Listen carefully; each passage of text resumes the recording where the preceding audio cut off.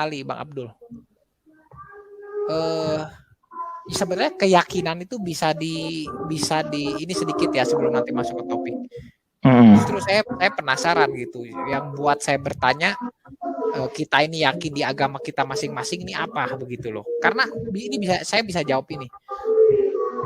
Dulu saya tidak bisa, tapi setelah saya belajar, ya setelah saya ya pokoknya lewat proses lah ya intinya. Akhirnya saya tahu kenapa saya bisa yakin begitu loh. Bukan karena keyakinan buta ya. Kalau dulu pasti saya bertanya-tanya dong, kenapa sih ini yang benar seperti itu loh. Nah, tetapi setelah melewati proses, ya ada minimal yang saya bisa berikan jawaban kalau orang tanya. Nah, kalau Bang Ali dan Bang Abdul, ya ceritakanlah kenapa bisa yakin begitu loh. Ya kalau, karena ini forum terbuka sih. Ya, kalau ya Ali dulu atau True Cross dulu nih? Saya terakhir lah ya. Terakhir.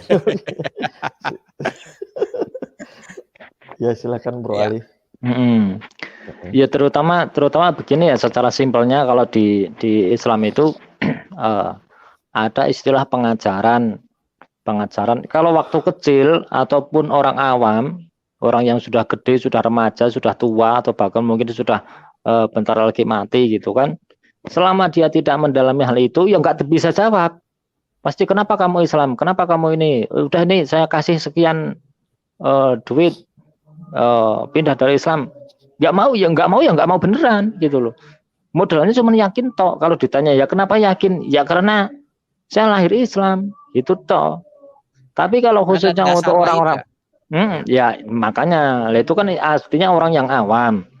Ya. Orang yang awam yang sudah besar pun, sudah tua pun masih saja awam itu ya, bukan hanya ada banyak, bahkan sebagian besar penganut agama apapun itu kan kayak gitu. Ya artinya yang mempelajari detail itu hanya bagian dari sedikit lah gitu loh. Saya sepakat juga sama Ko Sansan soal itu. Yang ahli itu sedikit ya pastilah. Nah kalau di Islam itu kan ada pengajaran kayak gitu. Jadi ketika seorang betul-betul ingin mempelajari, ingin belajar itu kan ada 3, taruhlah dua lah gampangnya ya. Jadi kalau di dalam Islam itu ada 2, yaitu ada tauhid, ada namanya fikih. Nah dan itu dari zaman dahulu buku-bukunya atau kitab-kitabnya itu memang terpisah, memang dipisah gitu loh. Kalau di Al-Quran ataupun hadis itu kan sudah nyampur, maksudnya masih nyampur gitu kan. Lah kalau untuk pengajaran itu sudah dipisah, bagian yang tauhid konsep ketuhanan nanti ada buku-bukunya sendiri, bagian yang fikih menjelaskan tentang tata cara ibadah, apa ini hukum-hukum apa gitu. Nah itu disebutnya fikih gitu kan. Nah kalau di Waalaikumsalam, aduh bentar ada tamu ini malah. Iya. Ya Bang Abdul dulu berarti. Iya. Kalau saya kan ini beberapa tahun menjadi ateis ya, Bro True Cross ya. Dan sampai saya akhirnya tiba-tiba percaya Tuhan ya. Jadi sampai sekarang ini sebenarnya ya kalau misalnya dipertanyakan kepada saya tuh masih bingung dengan. Ya lanjut Bro Ali. Ya silakan. Nah kalau yang urusan tauhid itu berarti nanti soal konsep ketuhanan itu di madrasah diniyah yang anak-anak kecil itu sudah ada pengajaran seperti itu. Ya sekelas-kelas SD, SMP awal gitulah, kelas 1, kelas 2. Itu sudah ada seperti itu. Nama bukunya itu Aqidatul Awam kalau nggak salah itu ya. Maksudnya akidah untuk kalangan awam, artinya untuk kalangan pemula gitulah. Nanti di situ dijelaskan gitu loh, bahwa Tuhan itu mempunyai sifat-sifat yang seperti ini, mustahil seperti ini, dan wenang itu apa istilahnya, boleh seperti itu, juga boleh tidak seperti itu.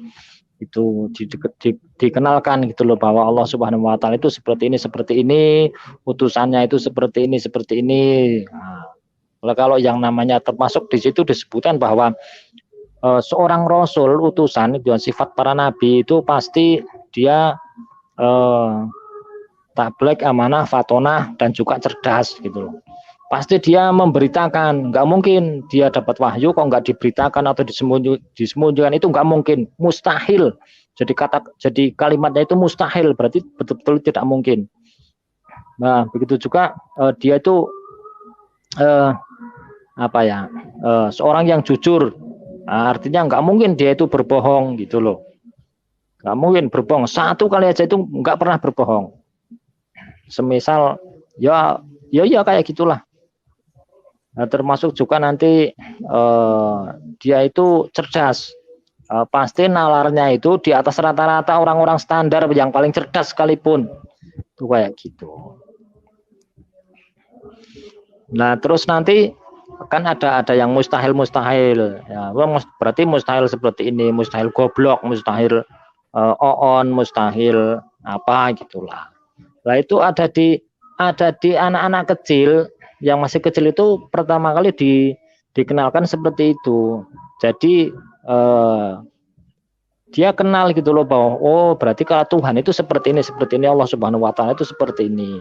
Berarti kalau yang nggak seperti itu berarti nggak masuk ke kriteria bahwa dia itu Tuhan gitu loh. Maksudnya kayak begitu. Ya. Jadi kalau yang sudah ngaji ditanya ya ketemu. Maksud saya yang poinnya yang bikin Bang Ali yakin apa gitu. Soalnya gini Bang Ali, kalau klaim siapa Tuhan, kita harus akui secara umum orang secara setiap agama akan katakan sama. Tuhan Maha Kuasa, Maha Esa begitu loh. Nah, ya itu mah beda ya, itu kriteria Tuhan.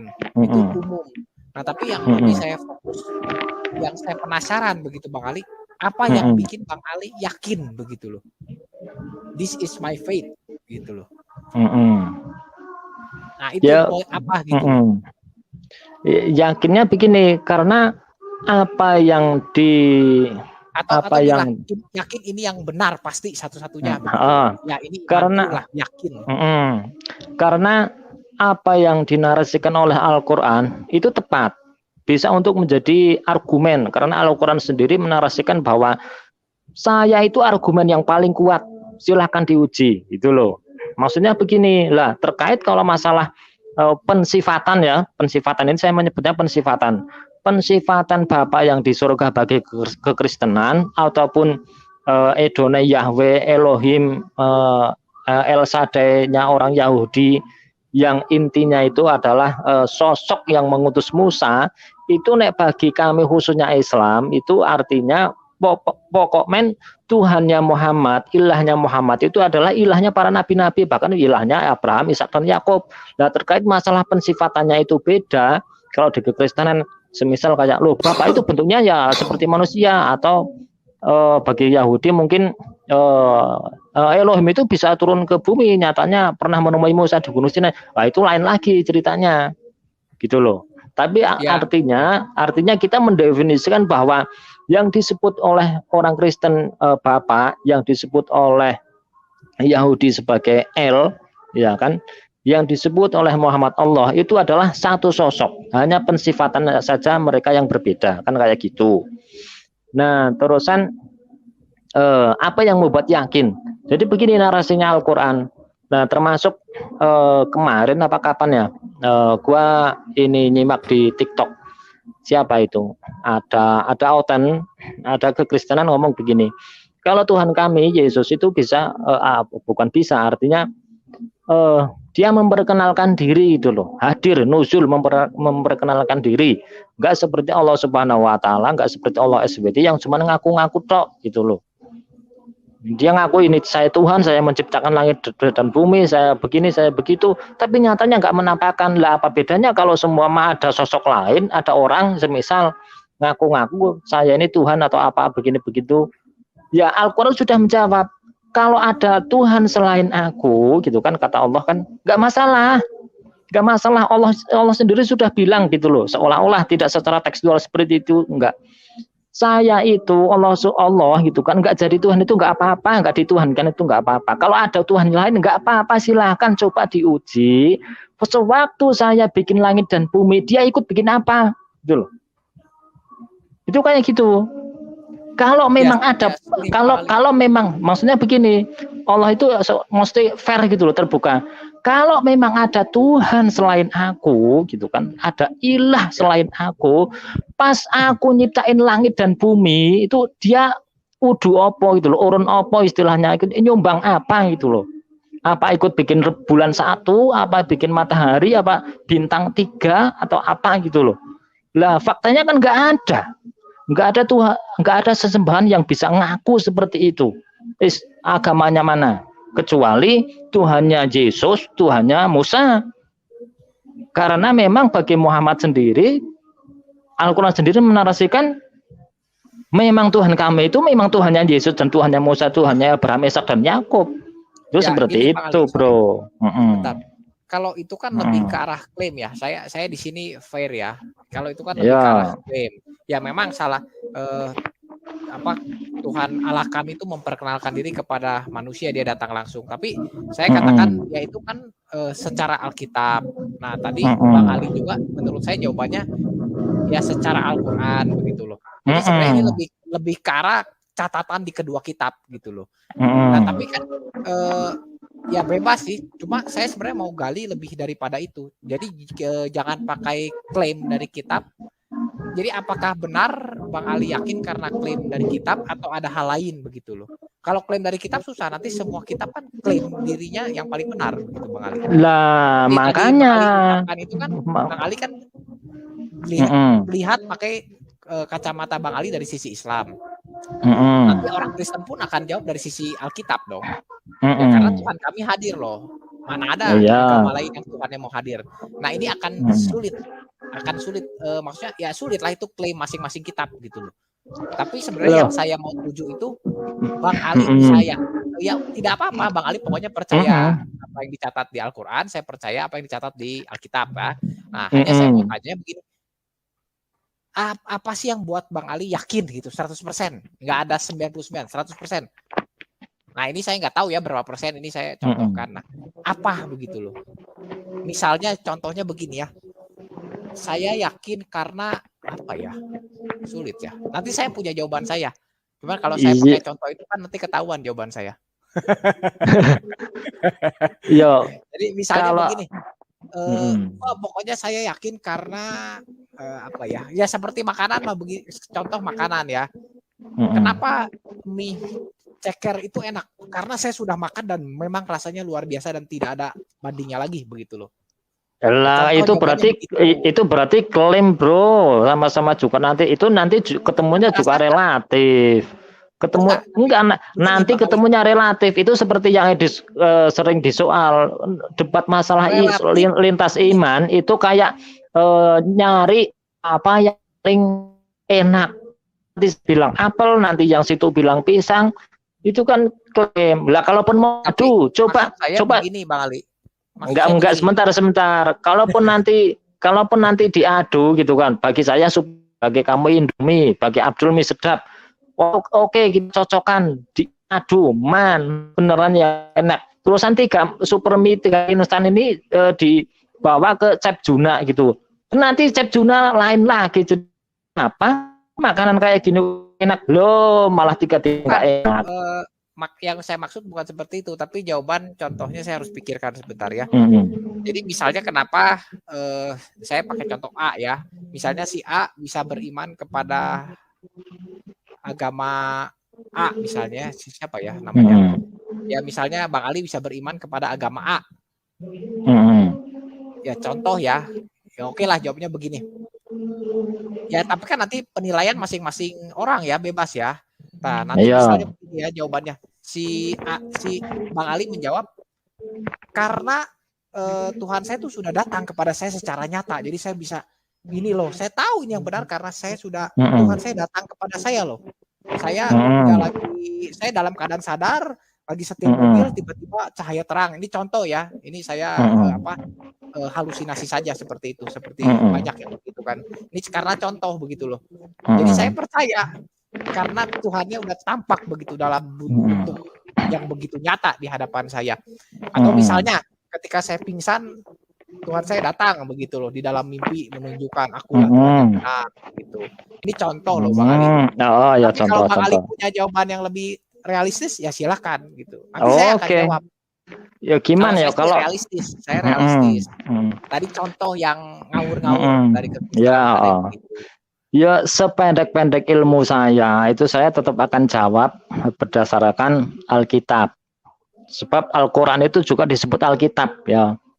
Kan jelas di Al-Baqarah ayat Alkitab yang mana dulu? Nanti Bang Alkitab ya ini makanya Al-Qur'an itu juga disebut Alkitab. Bukan Al-Qur'an lah. Nah, ya maksudnya bukan Muslim yang ini sosokan gitu biar mirip kali biar samar-samar ya enggak. Di ayat Al-Baqarah ayat 2-nya itu ya sebentar itu jangan potong-potong dulu. Iya nanti saya kasih narasi Al-Qur'an gitu loh. Di Al-Baqarah jelas. Iya, di Al-Baqarah ayat 2 itu kan alif lam mim Zalikal kitabu, inilah kitab, inilah Alkitab. Nah, itu kan berarti artinya begini, sah-sah saja orang Muslim mengatakan bahwa Al-Quran itu adalah Alkitab gitu loh. Cuman biar nggak mirip-mirip sama Alkitab yang sudah jadi identitasnya kamar sebelah itu ya pakai Al-Quran aja enggak apa-apa. Ya, oke. Tapi meskipun menggunakan kata itu juga nggak salah, bahkan di awal sudah. Iya betul. Saya cuma mau tanya kenapa yakinnya. Nah, ya biar ini toh durasinya panjang toh. Ini baru jangan di awal nggak beres-beres Bang Ali. Bang Abdul belum jawab loh. Ya dia buat pelengkap aja dia. Nanti jawaban Bang Abdul menarik, saya tunggu. Aduh, sampai lupa melanjut sampai mana tadi ya. Oh ya, ketemu. Ya. Nah, jadi dulu, pertama Al-Quran itu turun di kalangan orang Arab yang pada waktu itu jahiliyah, zaman kebodohan, jahil itu kan bahlul, itu kan zaman-zaman kebodohan itu kan. Kenapa? Karena saking bodohnya untuk orang-orang yang kismin itu dia nggak bisa bikin patung, nggak ada bahannya, mau beli patung juga harganya mahal. Itu dia bikin adonan, orang Arab kan makanya gandum ya roti ya. Itu bikin rotinya itu sekalian dibikin berhala, bentuk berhala kayak orang-orangan gitulah, kayak orang-orangan yang ada di pedalaman apa itu? Apa itu? Ya pokoknya kayak orang-orang Indian kayak gitulah, mesti dibikin bentuk wujud patung ala kadarnya gitu loh. Nanti disembah-sembah gitu kan. Dikasih nama, oh ini Tuhan siapa, ini dewa siapa, nanti sembah-sembah. Nah, nanti habis disembah dimakan. Nah, mereka orang-orang di situ itu terbiasa dengan sesembahan yang kelihatan. Gitu loh. Yang menampakkan diri bahkan ditampakkannya oleh dirinya sendiri gitu loh, dibuat gitu loh. Nah, bedanya kalau di Kristen bedanya kalau di Kristen itu kan mengimaninya itu turun, bukan dibuat sendiri itu kan. Nggak dibuat kan Yesus faktanya kan lahir. Jangan ke Kristen dulu. Iya, ya sebentar. Nah, terus Muhammad Rasulullah itu ditanya, Allahmu itu yang kayak apa sih sebenarnya, gitu kan? Bisa nggak turun atau enggak dia ngutus malaikat, ngutus siapa gitulah, sosok yang ajaib, bukan kamu gitu loh. Kamu kan sama-sama manusia kayak saya. Lah Allah sendiri kan kemudian menarasikan bahwa pokmen dia itu sosok zat gitu kan, esensi yang tidak dilahirkan, tidak beranak, ya toh, tidak menyerupai segala sesuatu. Tidak ada yang setara dengannya. Wis mentok, wis rampung berarti. Lah terkait masalah kemudian, lah terus bagaimana merasakan kehadirannya? Al-Quran bejibun ayat-ayat yang menjelaskan tentang bahwa Allah itu menjelaskan adanya ini, adanya seperti ini, adanya kejadian ini, adanya peristiwa ini, adanya yang begitu dan begono, itu menandakan bahwa aku itu ada dan aku ngurus itu semua gitu loh. Nah, karena sudah ditanamkan lebih dulu yang awal itu, maka orang Islam itu sudah yakin sekali bahwa dia itu nggak akan menampakkan diri dan memang tidak akan pernah menampakkan diri. Jadi terkait masalah yakinnya itu kalau disandingkan, kalau disejajarkan dengan kekristenan ya, dengan agama lain, semisal kayak Yahudi itu aja. Itu kan ada sebagian Yahudi yang meyakini bahwa nuzul ke Gunung Sinai itu betul-betul menemui Nabi Musa kan, seperti itu. Nah, kalau di Islam itu enggak. Untuk meyakini itu cukup dengan tanda-tandanya. Nah, kemudian Allah Muhammad, kalau orang-orang kalau sahabat-sahabat itu bertanya tentang aku, jawab saja kalau aku itu dekat, gitu loh. Dekat. Jadi di sisi lain Allah sendiri menarasikan bahwa aku itu sosok yang seperti ini, tidak ada yang setara dengan aku tidak dilahirkan, aku tidak punya anak, tidak begini, tidak begitu, tidak ada yang setara, tidak menyerupai segala sesuatu, sementara segala sesuatu itu kan tentu benda-benda ataupun sosok-sosok yang terlihat di bumi, kan seperti itu. Berarti kan seolah, waduh, ini berarti Allah ini ada di mana, jauh banget ini, berarti gimana, enggak kayak gitu wong. Dia nggak menyerupai segala sesuatu yang kita lihat. Tapi kalau ditanya, kalau ada yang tanya tentang aku, jawab saja aku itu dekat, gitu loh. Bahkan lebih dekat daripada urat nadi, gitu loh. Jadi memang, nah kemudian loh, berarti sama sekali nggak terlihat, berarti mengimani sesuatu yang tidak terlihat. Yang ya iya memang makanya di Al-Baqarah itu juga menarasikan bahwa Al-Quran itu untuk orang-orang yang beriman, yang kalikal kita bela raiba fihi hudalil mutakin, kalikal kita bela raiba fihi hudalil mutakin alladzina yu'minuna bil ghaibi. Artinya yaitu untuk orang-orang yang beriman kepada yang gaib. Nah, sementara kalau Allah itu semisal kayak surga itu kan gaib, berarti alam jin berarti alam gaib, alam malaikat alam gaib. Kalau Allah itu maha gaib, berarti memang imani aja. Memang mengimani sesuatu yang tidak terlihat kecuali tanda-tandanya. Siapa yang bisa melihat Allah? Dia sendiri nggak mau turun. Bukannya nggak mau. Ya memang nggak mau sih ya. Kayak gitu bro. Jadi kalau apa yang betul-betul membuat yakin, nah ya kayak gitu. Untuk merasakan bahwa dia itu hadir, atau mungkin pernah melihat dalam mimpi, atau mungkin sedang nyetir apa, tiba-tiba kayak ada bisikan apa ada yang menyentuh, nggak ada yang seperti itu. Jadi poinnya Bang Ali justru kalau ada yang seperti itu bertentangan. Syekh Abdul begini, ada suatu pengalaman dari seorang sufi, dia Syekh Abdul Qadir Jailani. Itu dia pernah sedang di suatu tempat ibadah di masjid. Tiba-tiba itu ada sinar bercahaya mengatakan bahwa sesungguhnya aku ini adalah Allah yang kamu sembah. Dan aku lihat kamu itu sosok yang sangat berbakti kepadaku. Nah, maka dari itu mulai sekarang ini aku kasih kamu hadiah, gitu loh. Dengarkanlah bahwa segala sesuatu yang aku haramkan sekarang kamu boleh berbuat sesukamu sendiri. Apa oleh Syekh Abdul Qadir Jailani? Dia nyuli dia nyopot kaos kaki, langsung disambit itu cahaya. Iblis kamu laknatullah, gitu loh. Enggak mau, meskipun itu bentuk cahaya yang paling terang, yang bening enggak mau Muslim dapat yang kayak gitu tuh, malah enggak mau. Ya, jadi poinnya Bang Ali. Poinnya kenapa bisa yakin? Karena tepat seperti jawaban yang ada di Al-Quran itu. Oke, jadi kalau saya simpulkan, karena berarti Bang Ali kan kurang lebih sudah bandingkan beberapa agama, dan Bang Ali nilai Islam lah yang terbaik. Jadi yakin karena dari perbandingan didapat Islam yang terbaik, begitu kan?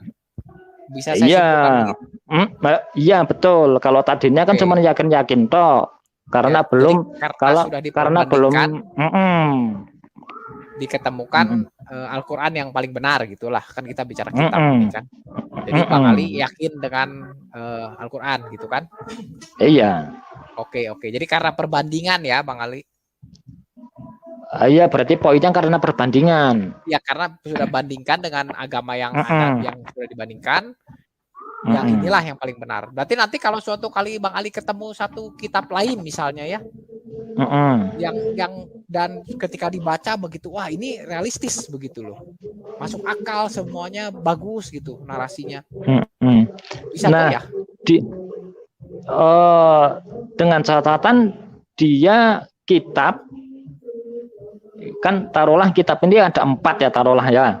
Berarti pertama kali Taurat, terusan Jabur, ya, kita terusan ya iya yang kita ketahui. Ya, misalkan ada yang di luar kita muncul begitu ya. Saya nggak tahu. Begitu kita pelajari, Bang Ali baca begitu. Wah lebih masuk akal gitu. Sampai penciptaan planet pun dia ceritakan misalnya ya. Nah ya.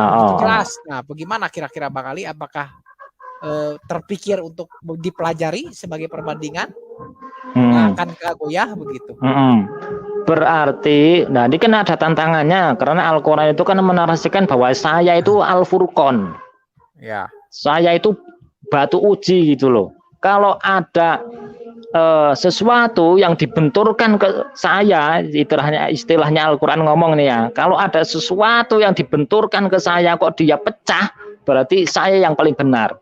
Gitu loh. Nah, ada enggak nanti ada kitab yang dibenturkan ke Al-Quran yang sempil gitu loh, nanti pecah sedikit gitu aja. Seumpama. Ya, seandainya ada, tapi kan bisa ya, jadi. Iya. Ini Bang Ali, bisa jadi kitab misalnya bisa ada jadi kitab baru. Kitab itu mungkin saja tidak ada hubungannya dengan Al-Quran, tidak ada hubungannya dengan Alkitab, ya sebuah kitab yang benar-benar artinya tidak mengklaim bahwa dia salah satu mata rantai dari Samawi gitu, semisal gitu kan. Tapi dia tetap dari langit juga begitu loh. Hanya benar-benar punya kisah sendiri begitu loh. Iya, tidak masalah. Kita lihat begitu masuk akal, berarti bisa ada kemungkinan kan. Kalau masalah kemungkinan, bro, makanya orang Islam itu kalau ditanya apakah kamu Islam atau mungkin sampai kapan kamu akan Islam, ya alhamdulillah saya Islam, insya Allah saya Islam sampai besok dan seterusnya, mudah-mudahan gitu, kayak gitu. Nggak berani jamin saya sekarang Islam, besok lusa sampai mati saya pasti, nggak ada yang berani memastikan seperti itu, karena hidayah itu milik Allah. Bahkan hidayah yang belum didapat ataupun hidayah yang sudah ditanamkan. Kalau Allah mau nyabut besok, tiba-tiba apa istilahnya saya goyah, nggak meyakini Al-Quran, terusan pindah ke Oten, meyakini Markus, Yohanes, Matius, apa itu? Enggak lah, misalnya agama kitab baru yang tadi saya katakan. Kan berarti ada kemungkinan, karena kan tadi ini logis karena Bang Ali tadi maksudnya begini jawaban saya, nggak usah ada agama. Nggak usah ada kitab baru gitu loh. Kalau masalah itu, masalah iman kan berarti ya, masalah kan, yakin. Kalau yang sekarang ini kan Bang Ali sudah pelajari dan Bang Ali sudah memutuskan Al-Quran yang paling benar. Jadi kan perlu ada satu kitab, kalau ada satu kitab baru. Kalau ada. Ya, kan nggak tahu ada nggak. Kalau yang sekarang kan Bang Ali sudah pelajari, ya sudah yakin lah di Al-Quran ya sudah selesai sebenarnya begitu. Karena dari perbandingan Bang Ali dapatkan Al-Quran yang terbaik begitu kan. Nah, makanya pertanyaan saya, kalau ada di luar itu begitu, berarti masih mungkin kan? Iya, masih mungkin. Oke. Masih mungkin. Ya, saya puas dengan jawabannya. Ya. Iya. Bang Ali, silakan. Lah, kalau masalah kemungkinan itu saya genapi ya. Ini kan jawaban saya menggenapi juga. Gitu kan. Kalau masalah kemungkinan itu nggak usahlah taruhlah nanti ada kitab baru gitu kan. Kitab baru atau mungkin kitab yang sudah ada yang belum gua baca kan, sampai saja nanti buat gua baru toh. Ya. Semisal kayak bukunya Kosansan gitu kan. Meskipun itu sudah dibikin kemarin gitu kan, bagi saya yang belum baca kan baru juga nanti. Waduh, ini kalau lebih jos ini kayak ada semedi juga, ini bisa begitu dicoba semedi, loh ini lebih tenang daripada sholat seumpama gitu kan. Dilelah saya dicap neraka gitu kan, nanti murtad kan. Tapi Bang Ali nggak tahu ya itu ya, kalau orang Buddha itu suka apa namanya, dia suka menyepi itu apa namanya, apa ya, bukan Meditasi. doa, meditasi ya. Wah, Mm-mm. itu bener loh, tenang loh, itu semacam yoga itu tenang sekali loh. Damai, Mm-mm. dipandu oleh suara musik gitu ya, Mm-mm. damai begitu. Itu bener Bang Ali, Mm-mm. Ya nanti orang-orang yang gawat nih Bang Ali kalau ikut, Mm-mm. meditasi nanti. Ya orang-orang yang sholat itu bagi yang sudah merasakan damai loh, orang-orang yang sudah bisa loh. Faktanya kan orang meditasi kan juga nggak serta-merta dicoba langsung dia bisa tenang toh. Faktanya Ya kan nggak tahu, butuh saya belum butuh proses, pernah ikut-ikutan butuh sih yang butuh begitu. proses. Kemarin ngobrol juga, bahkan dia bilang mustahil orang pertama kali meditasi kok bisa langsung tenang. Itu butuh proses Iya iya, berkali-kali. Berkali-kali waktu-waktu tertentu, jam tertentu, kondisi tertentu. Artinya ya oke butuh-butuh pelatihan lah. oke, nangkep Ya saya terus Bang Ali. gimana?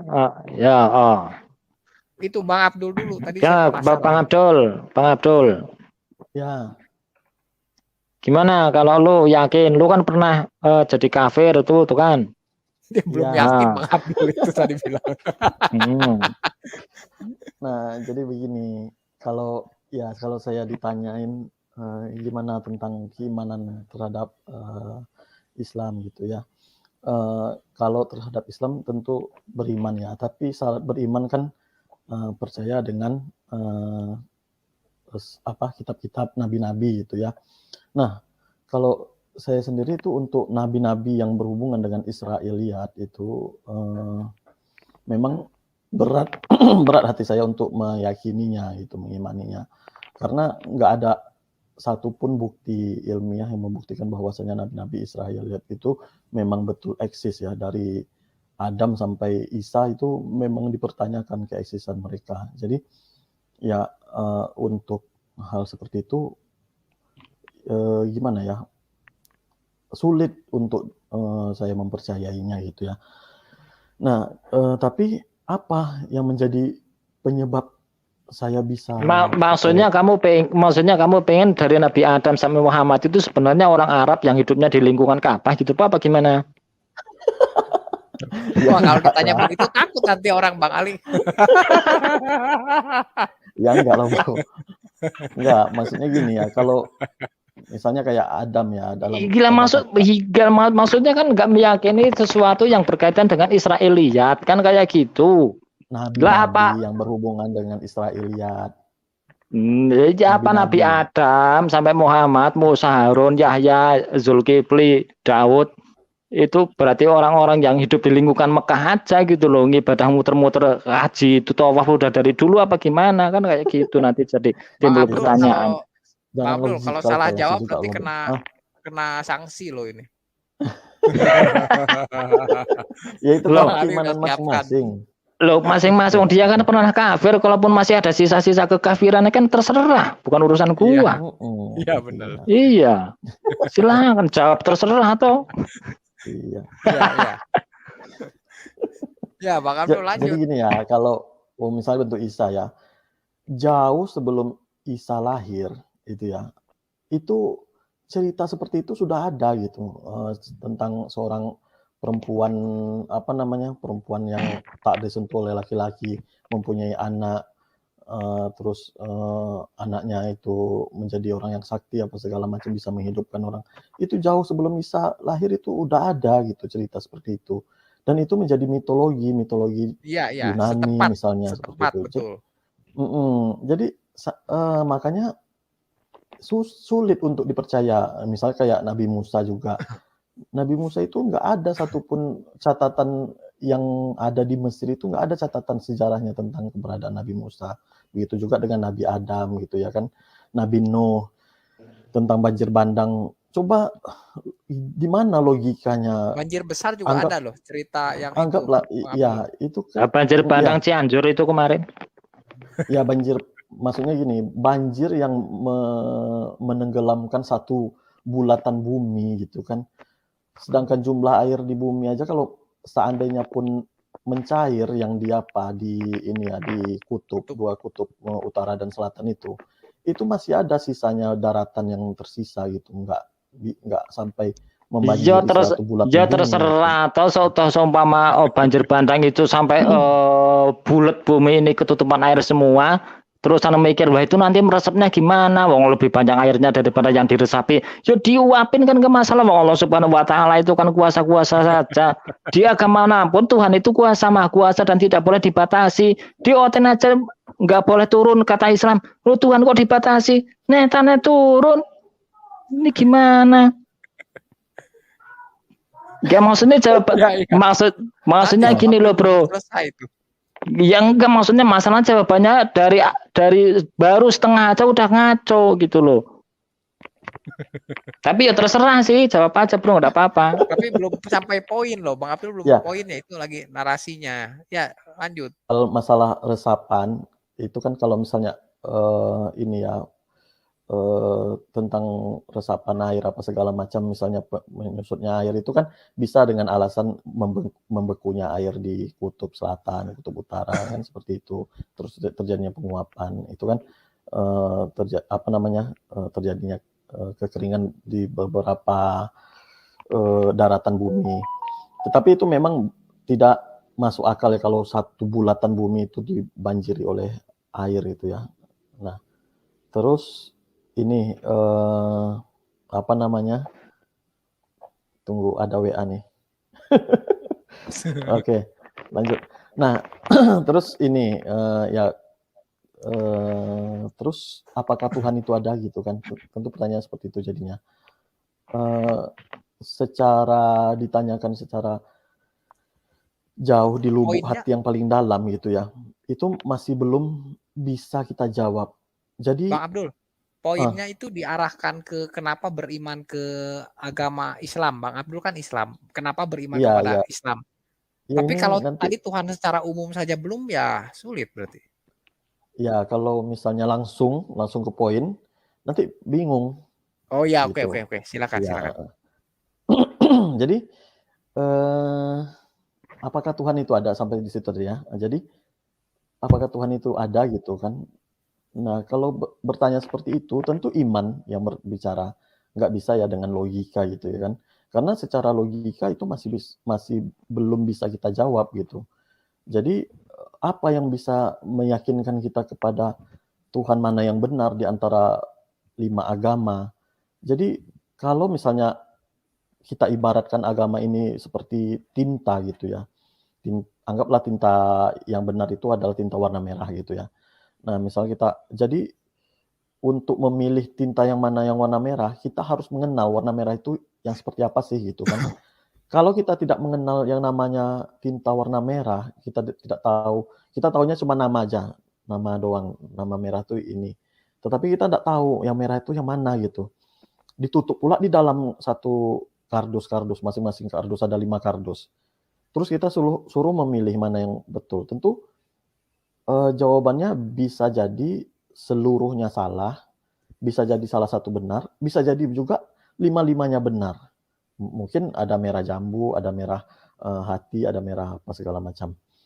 Nah, jadi bagaimana cara saya untuk tahu bahwasanya kenapa saya harus memilih ke Islam gitu kan?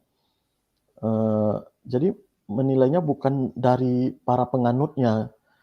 Misalnya kayak ini ya, ada kadrun yang minum pipis unta, seperti itu. Itu bukan cara saya untuk menilai agama gitu. Karena di dalam agama Kristen ada juga yang nari-nari pakai ular gitu ya, membuktikan keimanannya gitu kan.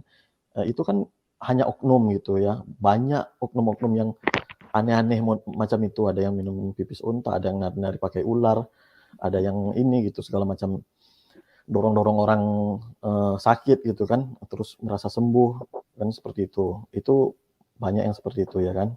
Tapi itu hanya oknum gitu. Nah, jadi ketika saya jadi ateis itu memang kesulitan hidup yang membuat saya jadi menyadari bahwasanya agama inilah yang benar. Karena saya mencari gitu kan waktu pas saya dalam kesulitan hidup itu bagaimana sih baiknya gitu ya.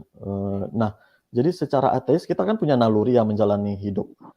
Tapi kita jalani aja hidup seperti yang kemauan manusia seperti biasa, kita rasa hampa gitu. Jadi kita harus punya suatu yang menuntun kita, misalnya seperti bagaimana cara mandi, apa segala macam. Ada agama yang mengajarkan kita mandi yang benar tuh yang bagaimana.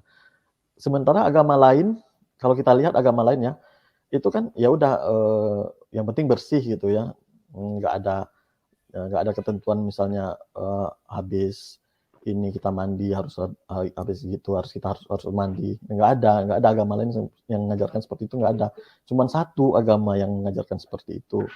Terus misalnya dalam makanan ya, itu satu-satunya agama yang memberikan kita tentang keseimbangan ya, apa namanya tuh, aturan gitu ya, aturan dalam hidup untuk seimbang itu cuman Islam gitu. Karena selama ini misalnya seperti ada agama yang melarang apa namanya, babi gitu ya.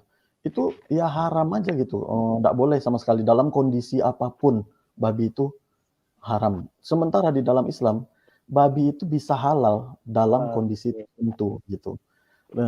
Misal gini, makanan seimbang, Nabi Islam mengajarkan untuk makan makanan yang seimbang gitu, jangan berlebihan.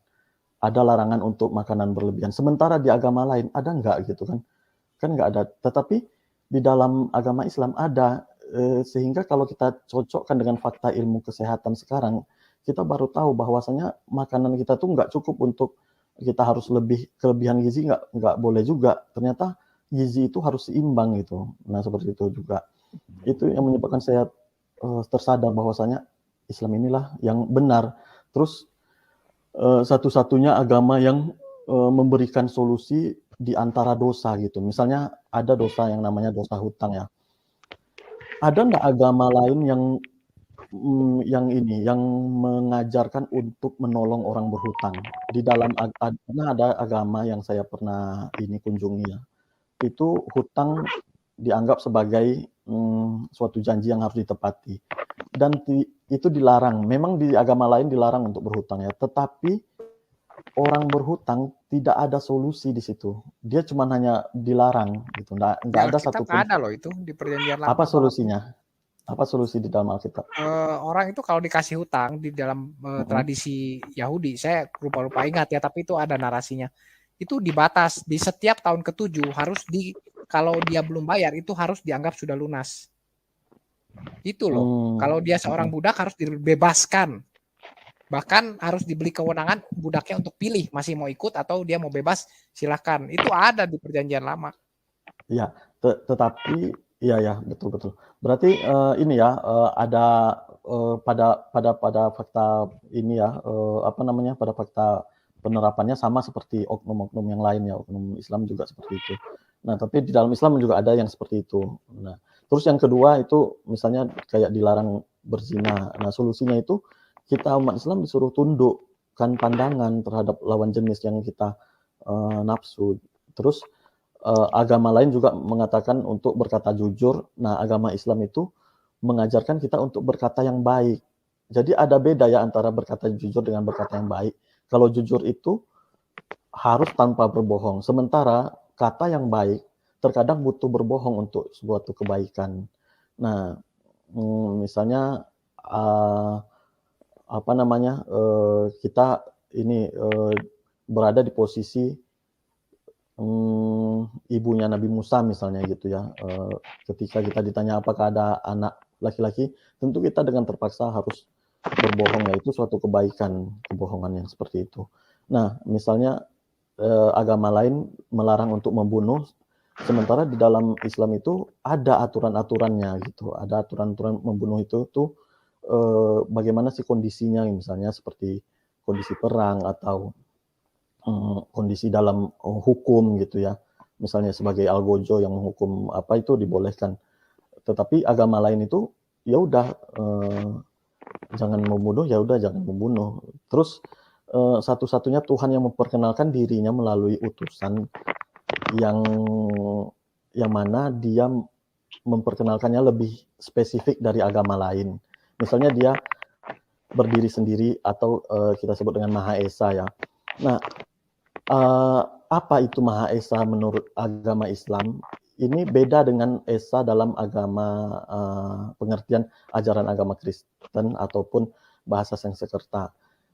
Kalau Esa di dalam agama Islam itu misalnya seperti ini. Saya punya 1 jam. Itu 1 jam. Tapi kalau misalnya itu saya bilang jam itu Esa, itu nggak bisa disebut dengan Maha Esa si jam tadi. Karena si jam tadi itu ada jarum, ada besi, ada apa. Jadi dia kumpulan. Jadi dia disebut satu jam. Tetapi tidak bisa disebut Maha Esa karena dia terdiri dari beberapa komponen. Sementara yang namanya Esa itu kalau yang di dalam tafsirnya Quraisy Shihab itu memang betul-betul zatnya itu sendiri gitu, nggak ada unsur yang lain, nggak ada gitu. Jadi seluruh alam semesta ini bukan berasal dari, maksudnya itu bukan berasal, dia berasal dari diri Tuhan, tetapi itu dalam wujud informasi, bukan ini ya, bukan gabungan dari Tuhan gitu. Nah, seperti itu. Terus ini kalau ada agama lain juga yang misalnya Tuhannya mewujud menjadi manusia terus memperkenalkan diri Tuhan, bukan memperkenalkan diri dia, itu agak ini juga sih, agak aneh juga kalau kita dipaksa untuk mengakui dia jadi Tuhan, karena kalau dia tujuannya untuk datang ke bumi untuk memperkenalkan Tuhan, tentu yang diperkenalkannya yang harus kita tuhankan. Diri dia yang sebagai mewujud sebagai Tuhan, ya nggak perlu juga kita tuhankan gitu. Nah seperti itu. Itu sih bro, kalau menurut gua. Ya. Ya, jadi kalau saya simpulkan berarti ya karena dari pengalaman hidup ya Bang Abdul ya. Oh, oke. Ya silakan Bang Ali lanjut. Jangan udah, gua kan udah jawab. Iya, bro terus belum lagi. Saya pikir diloncat aja tadi. Oke. Ini pasti mimpi nih. Ini Waduh, pasti mimpi. Kalau saya mimpi saya harus balik lagi ke STT nanti. Ya jadi intinya beginilah. Saya tadi coba berpikir ya supaya sederhana. Ya kalau saya ini kan sebenarnya Kristen sejak lahir, ya. Nah masuk masa pemuda lah seperti itu ya. Itu sebenarnya masuk mulai masa pencarian saya. Sebentar bro. Sebentar. Ya. Kristen sejak lahir apa sejak dibaptis? Kalau baptis itu kan yang pertanda nggak jadi masalah lah. Kristen sejak lahir gitu loh. Oh ya wis. Nah jadi saya tuh mulai pencarian lah, kurang lebih pemuda kan kita mungkin sudah mulai berpikir ya dalam banyak hal. Kenapa sih? Pencarian jati diri. Ya, saya tahu dari mana loh Alkitab ini yang benar begitu loh. Dan pertanyaan itu bukan satu pertanyaan yang langsung terjawab dicari 1 tahun, 2 tahun, 3 tahun, bukan loh. Bahkan saya katakan sampai sudah agak berumur, bukan belum berumur ya, berarti saya memasuki usia 20 lebih pun itu sebenarnya belum terjawab. Padahal saya sudah pindah beberapa gereja itu saat itu. Ya, nah singkat cerita, pertanyaan itu tidak pernah terjawab sampai saya pun, ya saya itu pernah begini loh, sampai saya pernah satu saat memandang Alkitab itu seperti primbon. Tahu primbon ya, Bang Abdul, Bang Ali ya.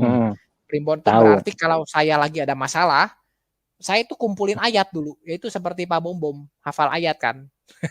Itu percaya nggak percaya, tiap malam saya hafal ayat. Karena disuruh pendeta saya, lagi kan saya masih ya belum dewasa mungkin kan pemikiran. Jadi saya tuh hafal ayat. Nanti kalau kamu lagi masalah begini, kalau lagi hati sedih apa ya ayatnya ini ayat.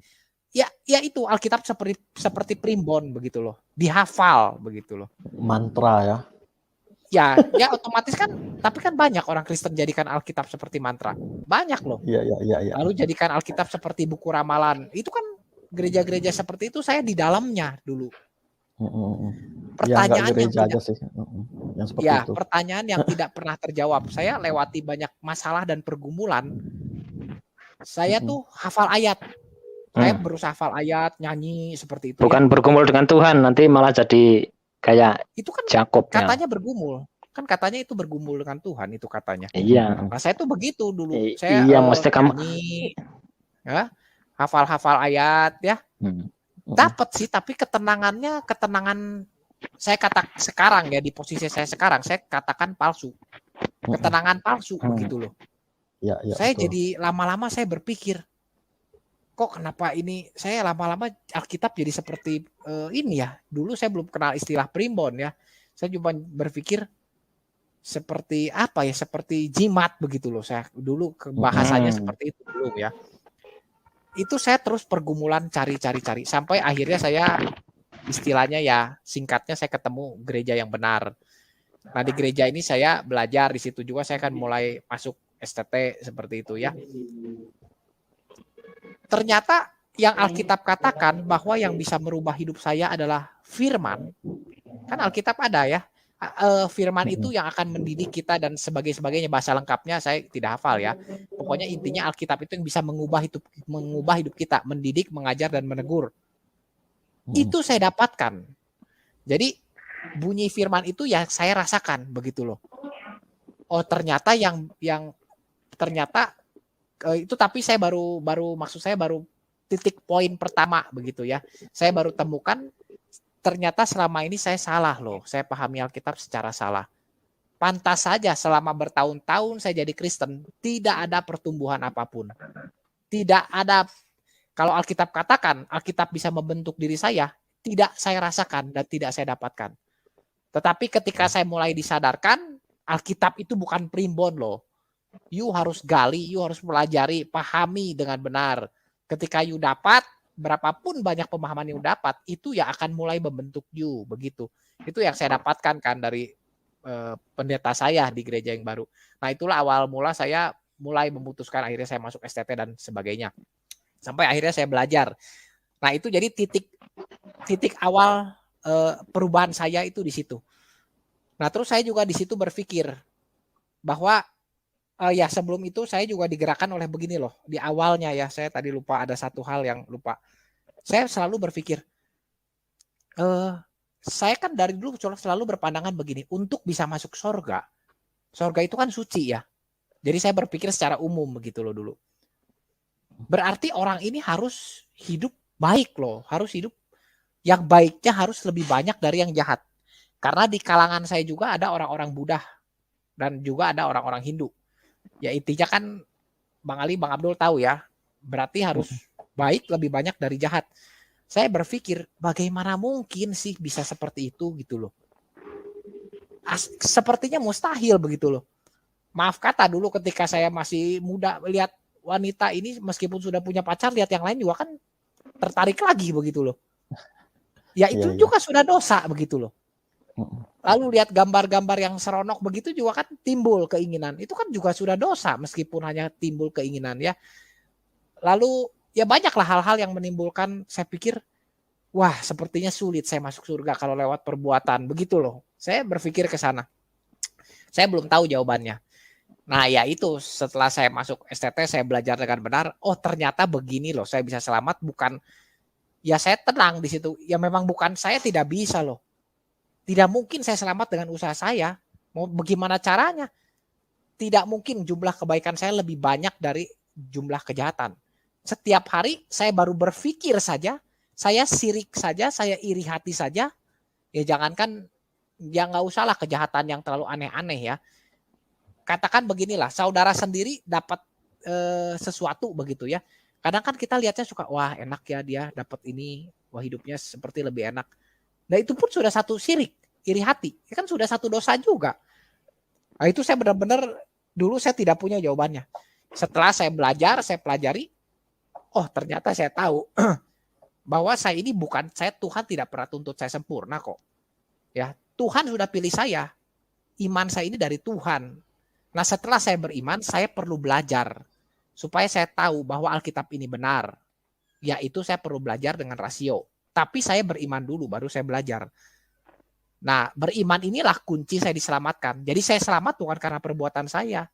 Nah, ini yang buat saya semakin, oh ini jawaban yang selama ini saya cari loh. Saya ketemu seperti itu. Nah, itu yang kedua. Nah, setelah saya makin gali lagi, saya juga heran. Jadi kalau tadi Bang Abdul katakan kan, banyak loh dulu tradisi-tradisi kuno yang seperti ada seorang anak dilahirkan dijadikan dewa, itu banyak di kisah-kisah di cerita-cerita silat-silat drama Chinese juga banyak yang seperti itu. Lalu bagaimana kisah banjir Nuh itu juga ada, saya lupa namanya apa itu sempat heboh juga itu. Bukan anak-anak dijadikan dewa bro, enggak, maksudnya tuh banyak kisah yang semirip dengan kisah Nabi Isa gitu, jauh sebelum cerita Yesus. Nabi Isa yang nah, kalau saya Yesus kan, karena kan Yesus itu kan dan Allah gitu. Nah karena saya ini juga kan suka lihat film ya. Nah film yang baru saya lihat saja ya, itu mengkisahkan bagaimana dewa ini bisa mengutus itu loh, bisa mengutus, kalau itu mengutus adiknya sih, bukan anaknya ya. Dewa itu mengutus adiknya ke dunia, jadi untuk cemplung di dunia manusia begitu, dia campur tangan. Jadi adalah kisah-kisah seperti itu. Lalu yang kisah banjir itu. Nah, tetapi setelah saya pelajari, memang saya tidak semua ya, secara garis besar saya pelajari, ternyata kisah-kisah itu semua pecahan-pecahan dari kisah besar Alkitab loh. Jadi ada di sana sebagian, di situ sebagian, tapi utamanya yang lengkap itu di Alkitab. Cerita, yaitu hanya mirip begitu ya. Tapi ada pecahannya yang seperti banjir Nuh, ada yang seperti itu, ada banyak itu. Tetapi yaitu di tradisi kuno. Tetapi yang lengkap kisahnya itu Alkitab. Nah, maka itu saya juga lihat sebenarnya Alkitab ini tidak mungkin loh kalau dikerjakan manusia. Di sini saya yang buat saya kagum dengan Alkitab. Jadi kalau Bang Abdul mungkin tanya secara ilmu pengetahuan, misalnya pembuktian tadi Musa, Abraham, Raja Daud dan lain-lain, mungkin itu perlu ahli sejarawan kan yang akan bisa buktikan itu. Kalau bisa dibuktikan. Tapi kalau saya kesampingkan itu, saya lebih melihat apakah mungkin Alkitab ini dibentuk oleh manusia? Ya memang ditulis oleh manusia, maksudnya apakah mungkin ini bukan dari Tuhan? Saya pikir kecil kemungkinannya loh. 1.500 tahun itu ditulis jangka waktunya, 40 penulis, tidak saling kenal, ada yang kenal tapi banyak juga yang tidak saling kenal. Tapi narasinya bersambung. Bukan sengaja disambung loh, karena nggak saling kenal orangnya. Dari perjanjian lama sampai perjanjian baru tidak saling kenal. Tapi punya satu titik poin yang sama. Perjanjian lama menuju kepada Kristus, menubuatkan kepada Kristus, perjanjian baru penggenapan tentang Kristus. Ini heran kok bisa ada buku yang seperti itu. 1.500 tahun, 40 penulis. Sebagian besar tidak saling kenal, tapi bisa punya satu buku yang bersambung. Dari awal sampai akhir. Dari Kejadian sampai Wahyu. Saya tidak pernah temukan buku yang seperti ini ada di dunia. Itu yang ketiga. Nah, itu yang terakhir lah, supaya tidak terlalu panjang. Nah, terakhir ya mulai dari STT itu ya. Saya ini kan mulai biasakan diri belajar gali. Saya tidak tahu, tapi Alkitab sudah catat ya. Roh Kudus itu akan dorong saya ini punya kemauan. Saya jadi punya, ya kemauan itu kan keinginan dan lain-lain ya. Jadi tergerak lah, punya semangat seperti itu. Tapi ya intinya ayat itu terbukti dalam diri saya begitu. Setiap saya gali, saya temukan satu yang buat saya tuh kagum loh. Kok bisa ya begini ya? Begitu saya bisa temukan sampai begini dan itu menggugah hati saya begitu loh.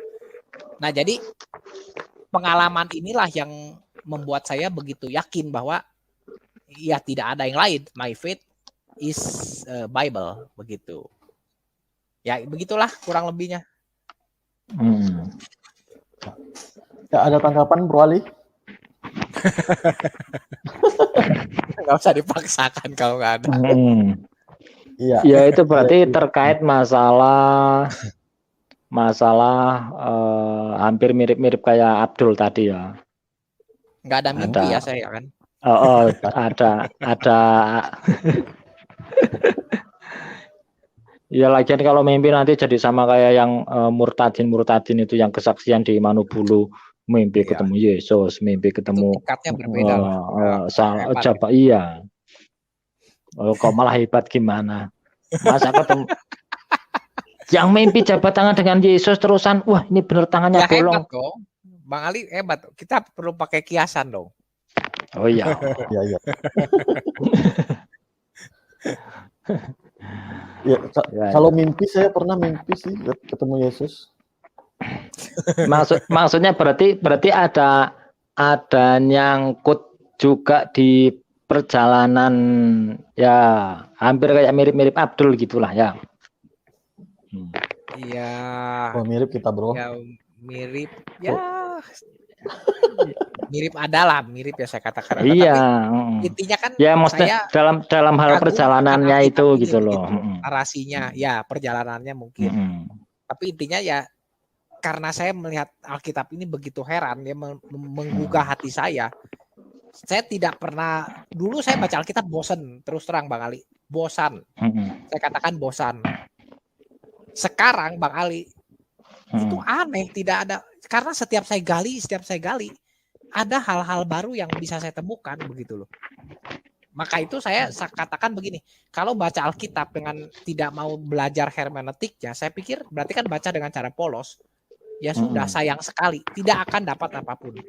Apalagi kalau orang baca Alkitab, bom lah istilahnya lah ya. Ya siapapun lah. Ya, apalagi kalau baca Alkitab tuh hanya untuk cari-cari ayat, lalu buktikan gitu ya. Ada yang tanya, ya sudahlah selesai, tidak akan dapat apapun. Ya dapat yang dibaca saja begitu loh. Nah lama-lama juga nanti jadi pusing sendiri dia, seperti bentur begitu ya. Ya nanti akan pusing lah sendiri kalau tidak mau menggali dengan cara yang benar begitu. Nah masalahnya begini bro ya, terkait masalah